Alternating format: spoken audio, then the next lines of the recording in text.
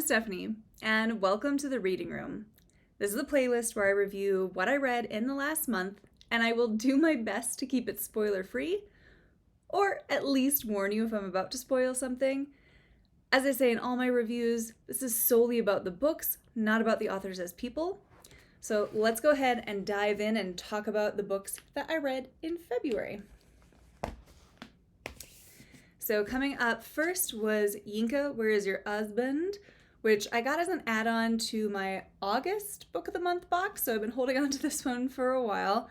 This is by Lizzie, Damilola, Blackburn, but let's go ahead and see what the book promised to be about. Yinka's Nigerian aunties frequently pray for her delivery from singledom. Her work friends think she's too traditional. She's saving herself for marriage. Her girlfriends think she needs to get over her ex already. And the men in her life, well, that's a whole other story. But Yinka herself has always believed that true love will find her when the time is right. Still, when her cousin Rachel gets engaged, Yinka commences Operation Wedding Date. Aided by a spreadsheet and her best friend, Yinka is determined to succeed. Will Yinka find herself a husband? And what if the thing she really needs to find is herself? Yinka, Where Is Your Husband? Brilliantly subverts the traditional romantic comedy with an unconventional heroine who bravely asks the questions we all have about love. Wry, acerbic, moving. This is a love story that makes you smile, but also makes you think, and explores what it means to find your way between two cultures, both of which are yours. So based on the description, I was expecting a fun finding myself type story, as this was billed as contemporary fiction, but looking at Goodreads, it's also billed as romance, and it really isn't. Like, there are romantic elements, but this really is more about a character embracing the real her and being proud of it. So if you're thinking of picking this up and expecting a romance, this ain't it. This is more honestly what I expected from my worst read of 2023. Really good, actually. This is about self-acceptance and being confident in who you are. And even the whole exploring her life and finding out who she is. It's, I don't think it was done super well, or at least it's not done by Yinka very well. I started out liking Yinka, but she quickly got on my nerves. This woman is 31, but acts like those numbers are transposed on her driver's license. She's literally Googling how to tell if a guy likes you and tee-hee-heeing her way through conversations. I half expected her to get her first period while reading this. She comes across as kind of immature and naive, but then she's also kind of terrible to the people that she supposedly loves. Like, she gets so obsessed with her whole find a man plan that she blows off her friends and cousins, lies to people, and acts pretty manipulative to get some guy's attention. Like, she's constantly ignoring those around her and generally just not being a nice person.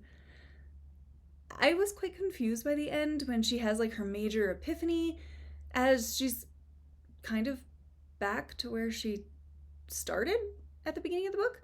Like, I thought she already knew the things that she apparently realizes, but acts like it's a big revelation.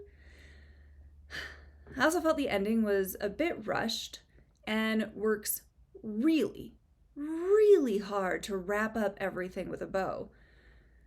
Going back to Yinka for a second, I'm not really sure I know her. She's written as like this super quirky girl, but we never get deep with her.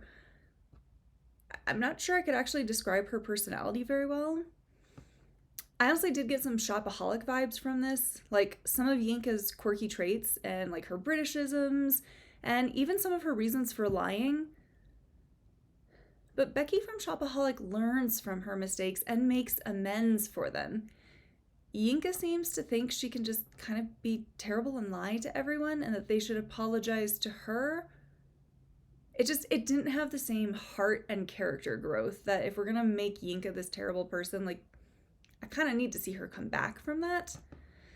So this is also billed as a romantic comedy, and some of the comedy falls really flat.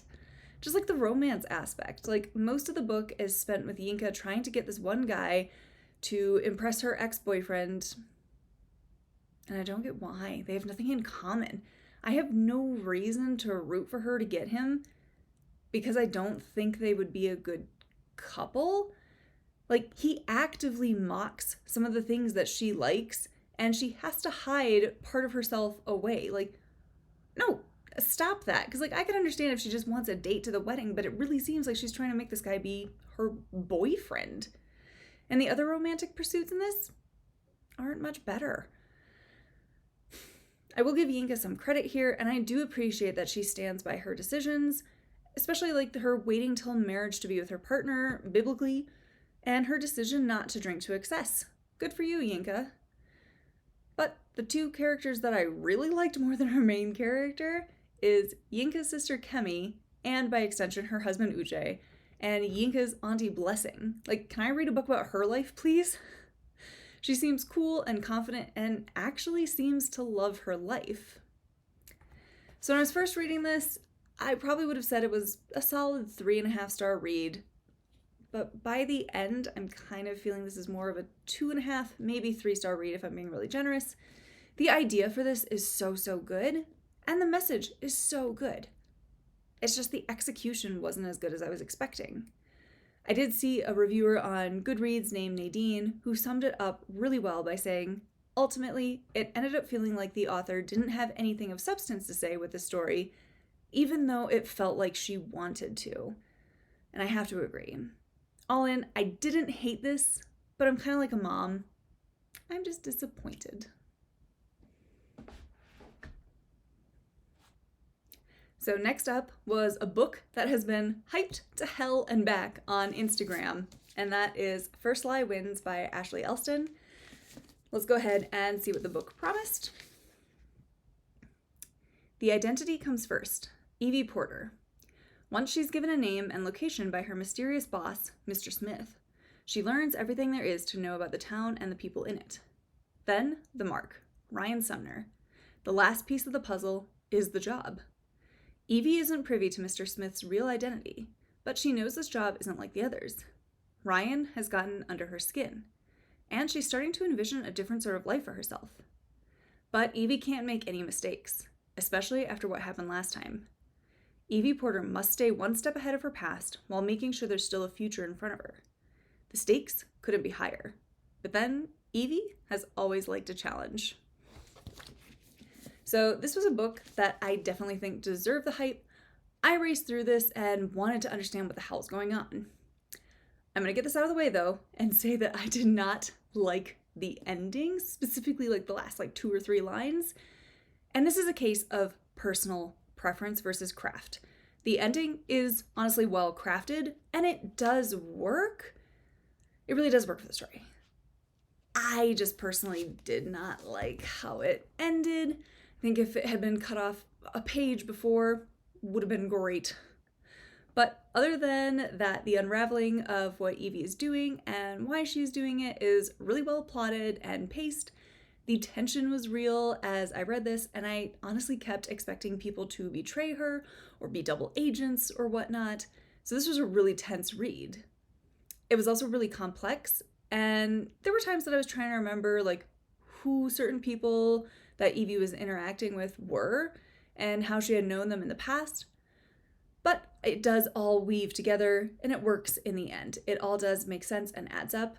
And we don't have to wait to the end for a major exposition dump or the I'm gonna tell you all this information reveal.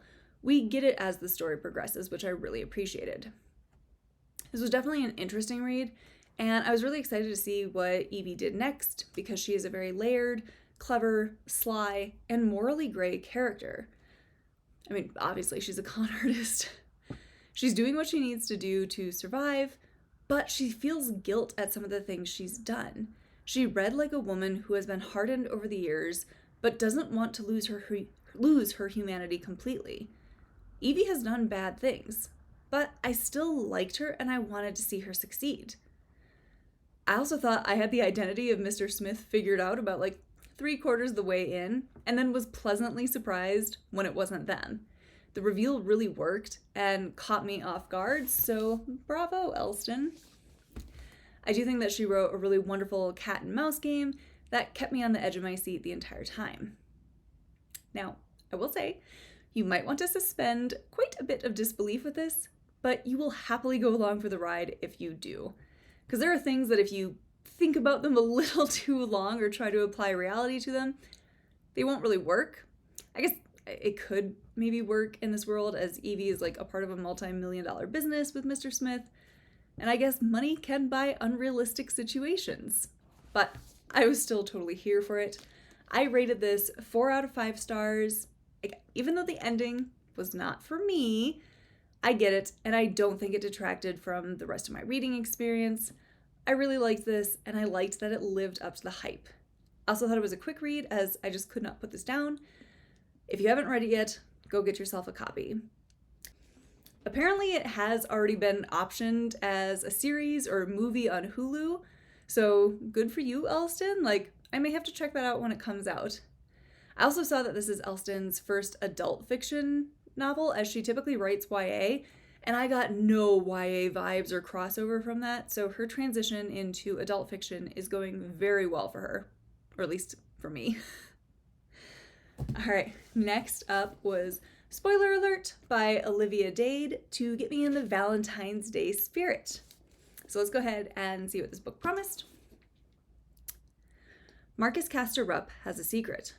The world may know him as, this is like a Game of Thrones style kind of thing, Aeneas, Aeneas.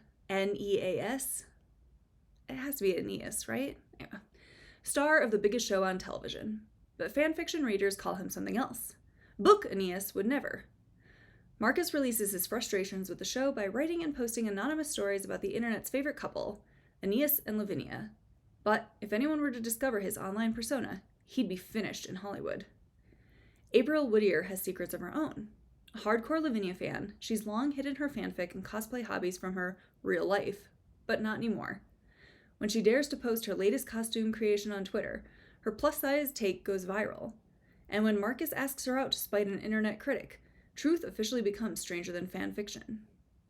On their date, Marcus quickly realizes he wants more from April than a one-time publicity stunt. But when he discovers she's unapologetic Lavinia stan, his closest fandom friend, he has one more huge secret to keep from her. With love and Marcus's career on the line, can Marcus and April stop hiding once and for all, or will a match made in fandom end up prematurely canceled? So if you're not new around here, you know romances are not my go-to genre, and this only fueled that fire. Sorry. I really expected to like this. The premise is cute, but the more I think about it, the more it kind of gives me the ick. Had it been a celebrity falls for a fan, cool. 2 fanfic writers fall for each other, cool. But the fact that it's the actor in the show who writes fanfic and a fan falls for him, it's too much. Our hero and heroine are supposed to be in their 40s and late 30s, respectively.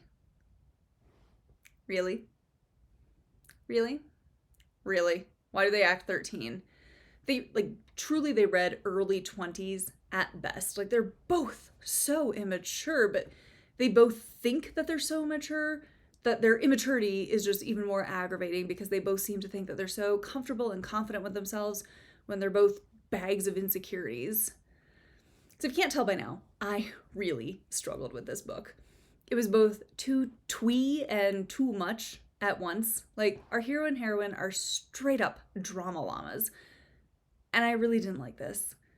I'm gonna have to do a wine club episode on this book just because I have a lot of thoughts and I will have to delve into spoiler territory to talk about everything. I read up to page 190 and then I had to start skimming the last half. This book is overly long, both as a whole, and every scene is longer than it needs to be.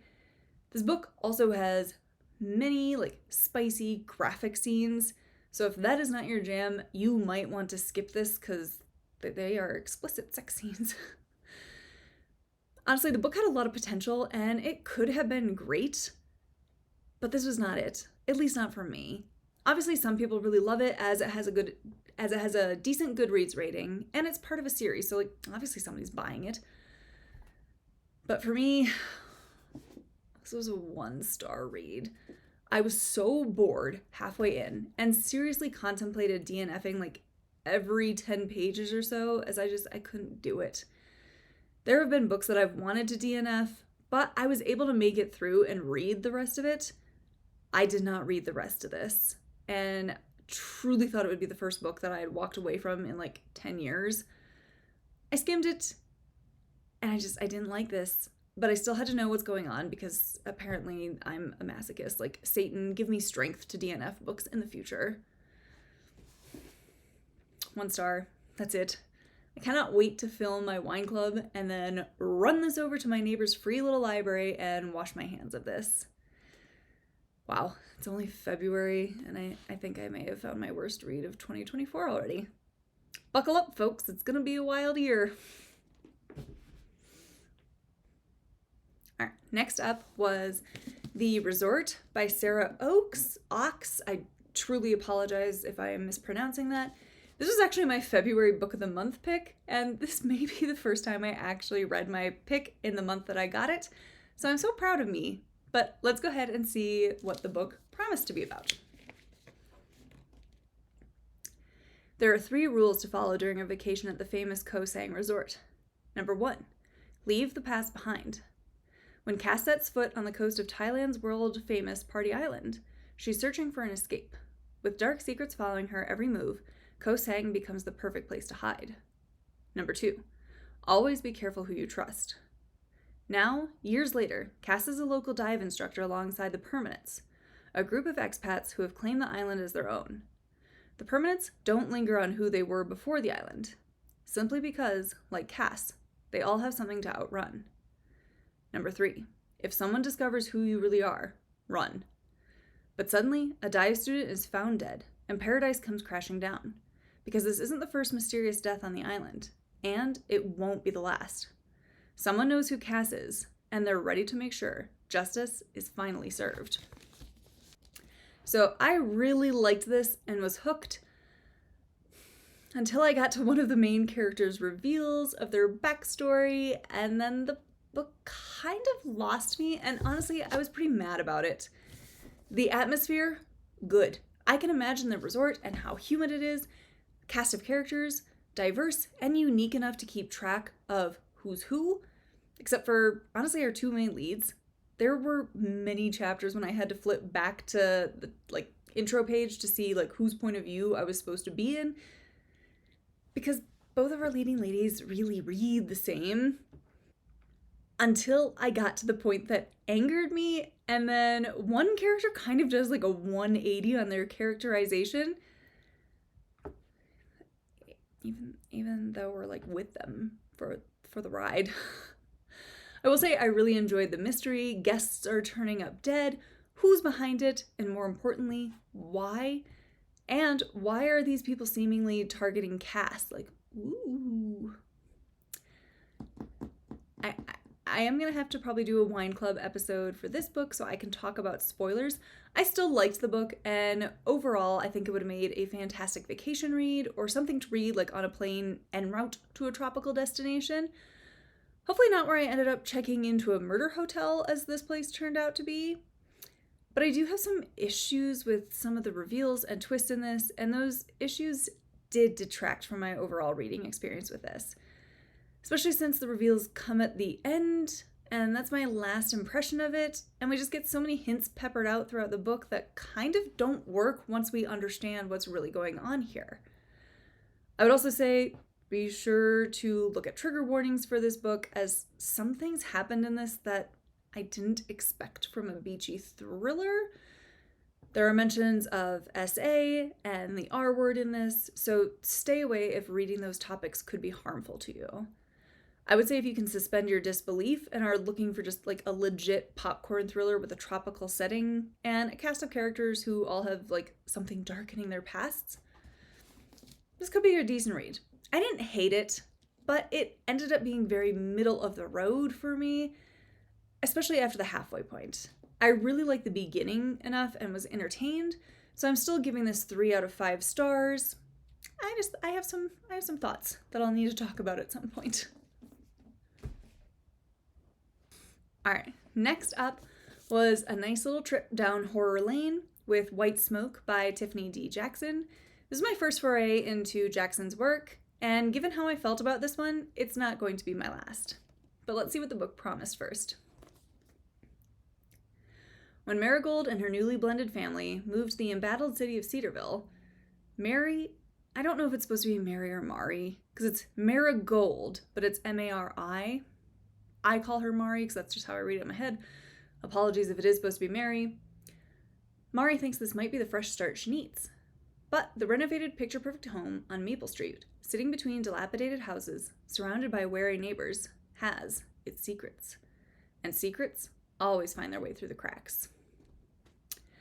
So I will say I was a bit hesitant to get this as it is labeled as YA, and like reading romance, YA typically puts me on the struggle bus, but I was actually really pleasantly surprised with this. Marigold does make some questionable choices, but she is a teenager, and it felt very real. The scary scenes had me at the edge of my seat, and it read very much like my favorite books growing up, the Fear Street series by R.L. Stine, and the book does feature a blurb by R.L. Stine, so I think Jackson was definitely going for that vibe, and she nailed it. It was a great job. I was sufficiently creeped out by everything happening inside the house, as well as like the bigger setting of the rundown city. That aspect kind of reminded me of Hot Fuzz with Simon Pegg, with its like the cult and their for the greater good.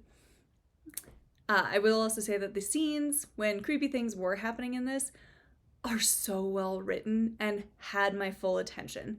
I could feel the fear and dread just like dripping off the pages.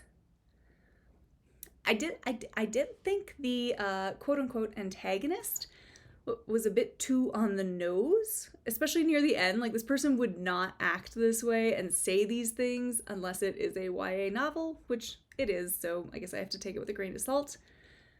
Overall, this was still a fantastic read. Honestly, the only thing that dropped my rating down a little bit is the ending, because man alive, was that an abrupt ending. I actually checked to make sure that I wasn't missing any pages or an epilogue, as I could not believe that that is how the book ended. There were still some things that needed to be resolved. I still have questions. I still want to see certain people have conversations about what had just happened. Again, I really did wonder if my copy had pages missing, or because there were also a few other like typos that I noticed, so I thought, again, maybe it's just my copy was bad. But nope, just seems like the ending is that abrupt, because other reviewers pointed this out on Goodreads, though it does sound like this particular work stands alone in that aspect of Jackson's other titles, so I will continue to check out her other work, because I still really did like this. It's just, that ending needed some finessing. At the end of the day, I'm rating this 4 out of 5 stars.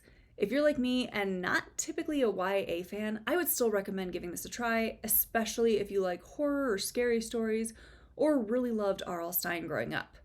I would definitely recommend this as a good like spooky season or Halloween read, as it's like perfectly chilling and thrilling, and I could not look away from the pages when the scary scenes were playing out. I really do look forward to picking up another book by Jackson in the future. All right, last but not least was They All Fall Down by Rachel Howzell Hall. So I've actually read Howzell Hall's work before with her These Toxic Things, which I think I got from like the Scribbler box. So I was really excited to check out something else by her. Let's go ahead and see what the book promised. It was supposed to be the trip of a lifetime. Delighted by a surprise invitation, Miriam Macy set sail to a luxurious private island off the coast of Mexico with 6 other strangers. Surrounded by miles of open water in the gloriously green Sea of Cortez, Miriam is soon shocked to discover that she and the rest of her companions have been brought to this remote island under false pretenses, and all 7 strangers harbor a secret. Danger lurks in the lush forest and in the halls and bedrooms of the lonely mansion. Sporadic cell phone coverage and miles of ocean keep the group trapped in paradise. And strange accidents stir suspicions, as one by one, they all fall down. For fans of thrilling contemporary suspense, Rachel Howzell Hall's brilliant standalone novel brings 7 sinners to a private island for a reckoning that will leave you breathless.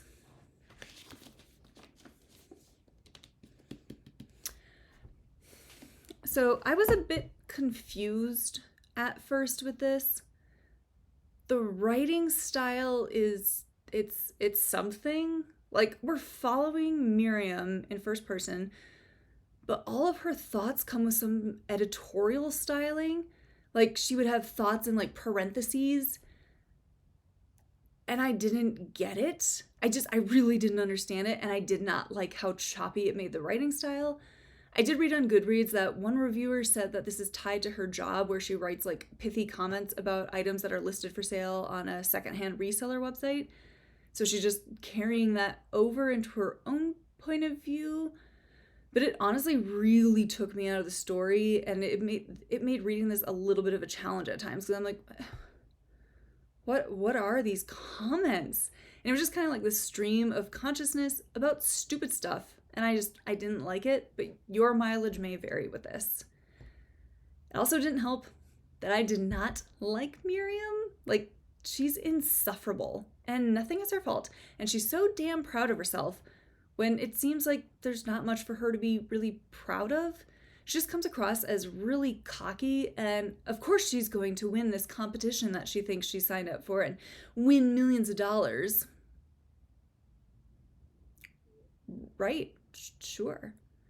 Which even that turns out to be a ruse to lure Miriam to this memorial service / and then there were none killing spree. And it's not just Miriam that sucks. Everyone does. Am I supposed to be sad or worried when these people start dropping like flies? Because I'm not. Like, even worse, we don't get to our first death until halfway through the book. I was on page like 150 or so before our first death actually takes place. So I'm not really sure how to explain it, but this book just didn't work for me. There's absolutely no subtlety, as all the characters are horrendous and truly awful people. I just expected a bit more nuance, or at least be like tricked into liking them and then realizing they're bad, or even knowing they're bad, but there's just something about them that I like. Like, the show Supernatural did this really well with Lucifer. You know he's Satan. You know he's bad. But he's also charming and sarcastic and kind of funny, and you can't help but laugh. None of the characters made me feel that way. Maybe Wallace is the only one that came somewhat close, but even he's a real drama llama, and I wanted to reach into the book and smack him. And being in Miriam's head was hella annoying throughout it. I don't know what's going on with her, and there are times that she thinks something happened, but then she isn't sure, but we're in her head with her, so how am I supposed to know? And then at the end, it's just a rush job, and I really closed the book wondering, what the hell did I just read? Unfortunately, this was a miss for me. I think this is landing in the 2-star range, maybe 2.5 if I'm being nice. If you need something somewhat mindless or something that doesn't really matter or leave a mark or have a lasting impression, this could be an okay read. But I would not recommend it as the first foray into her work. I think she has better titles, better books out there, because this is kind of disappointing. All right, that wraps up what I read in February. If you have any recommendations of what I should add to my TBR pile for March, please leave them in the comments below. Otherwise, thank you so much for watching, and I will see you next month in the reading room.